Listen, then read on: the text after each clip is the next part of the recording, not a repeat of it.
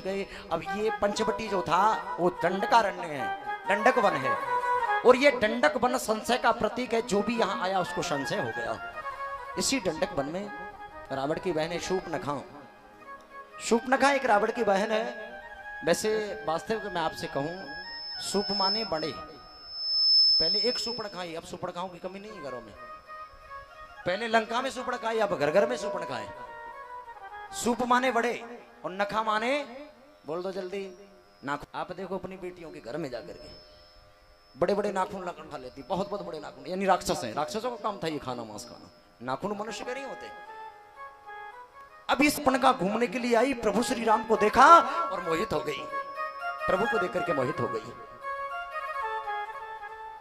सुखदेव जी कहते हैं राजा ने परीक्षित प्रभु को देखकर के मोहित हुई और भगवान से कहती है तुम्हारे समान कोई सुंदर नहीं है, मेरे समान कोई सुंदर नहीं है, हम तुम दोनों विवाह कर लो। भगवान बोले मेरे साथ में ये सीता बैठी है ना, मेरे साथ में मेरी पत्नी है, और ये वो आगे जो लक्ष्मण है ना, उसके साथ उसकी पत्नी नहीं है।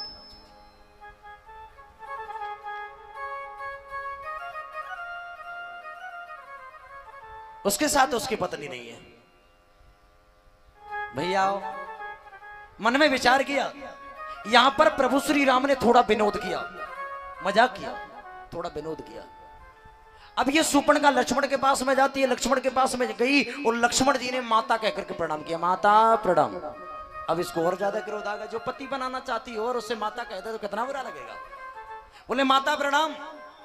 क्या कहा? बोले माँ कहता है तू हमें? हाँ, तू ये जानता नहीं, तू जंगल में रहने वाला वनवासी, और मैं तेरी माँ कैसे कही? मैं तेरी माँ कैसे हुई? लक्ष्मण जी बोले बताता हूं। बोले बता।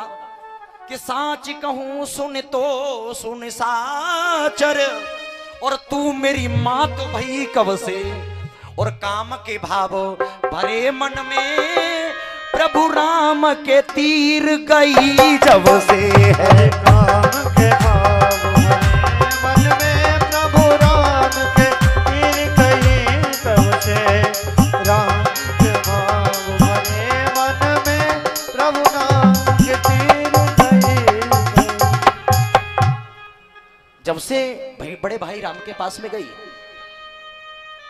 वो मेरे पिता के समान है, तेरे मन में काम वासना जागृत हुई, और वो मैंने कहा अब तू बताओ, अब तू खुद निर्णय कर। वे मेरे पिता हैं और उन्हें पति बनाने गई, तो तू मेरी मैया हुई कि नहीं हुई बोल। अब इसकी लालटेन बुझ गई, फेल मामला, और वहां से तो विवाह कैंसिल हो गया। फिर लौट के बोली अब बात तो वही बनेगी बड़े वाले के पास। अब फिर लौट करके आई, बोले अब क्या करें? बोले ये सीता है ना, ये जो बैठी है सीता, इसको ही मार दो, झंझट खत्म, तो ये विवाह कर लेगा। अब इसने सीता को मारने के लिए झपटी। भाई बहन, जब ये सीता को मारने के लिए झपटी,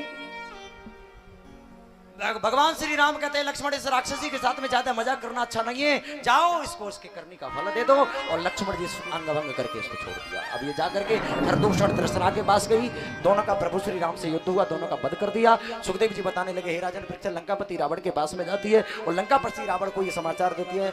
अब ये समय का अभाव है, यहाँ से कथा को कृष्ण पर दर्शन करके आगे बढ़ जाएंगे, कृष्ण अवतार की कथा श्रवण करेंगे, क्योंकि भगवान कृपा करने वाले। और मुझे लगता है शायद एक दिन ना बढ़े, कृपा सही समय पर हो जाए। भगवान की कथाओं को कोई पूरा नहीं कर सकता। 1.5 पृष्ठ में राम कथा है, वैसे सीता स्वयंवर तक कथा व्यास कहते हैं, उसके बाद में कथा नहीं कहते। सुखदेव जी कहते हैं राजन परीक्षित, शूर्पणखा ने कुल मिलाकर के पूरे रावण का वंश का विध्वंस करवा दिया, वह नाश हो गया।